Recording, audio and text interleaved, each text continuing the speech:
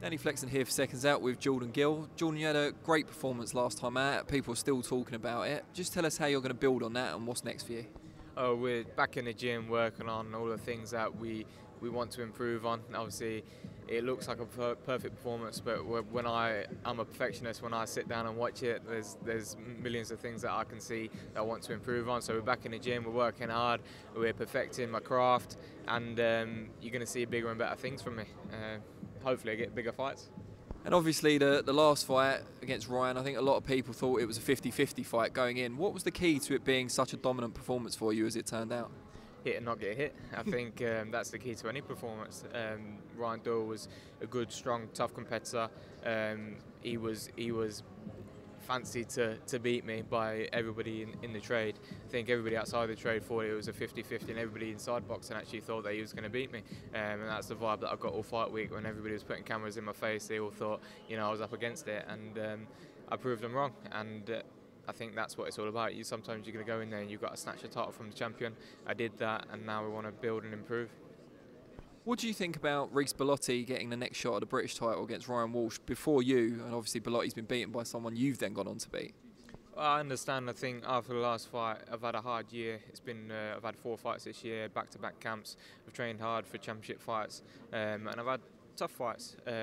So realistically, I wasn't going to be ready before Christmas. Not that they offered it to me anyway, but I understand Ryan Walsh wanted to get out before Christmas, and Reece Bellotti was probably next in line. So he got the shot. Fair play to him. Made the best man win. They're both good fighters. Both got a lot of respect for both of them.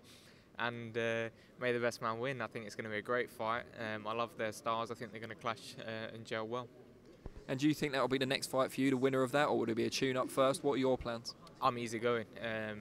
If they want to fight, then I'll fight. I think to have both the British and Commonwealth would be great, and they'll probably see that in the same light as well. If not, there's other fights there for me, but that's the one I want. Just tell us a bit about the impact Tony Bellew's had on you training in the same gym, and how the gym's been affected by his retirement. Oh, it's been great over the last 18 months that I've been in the gym. He's helped me no end. Not even the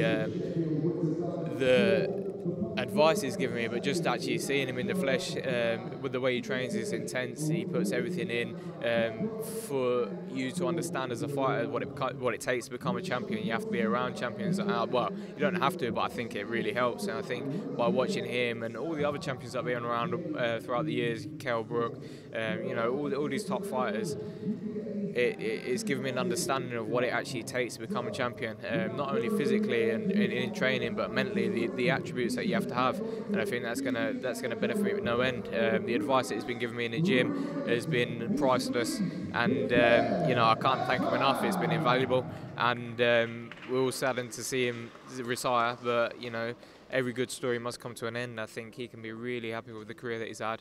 He can really push on and do what he wants to do now. He's got the freedom to do what he wants in life, and at 36 years old, just turned, not many people have that opportunity. So he's absolutely smashed it. He's been in huge fights. His last 3 fights was pay-per-view. He beat David A twice at heavyweight. He's boxed the pound for pound, one of the pound for pound kings for all of the belts, something that's never been done before in Britain. So, he can hang his head high, and he can be very happy with himself.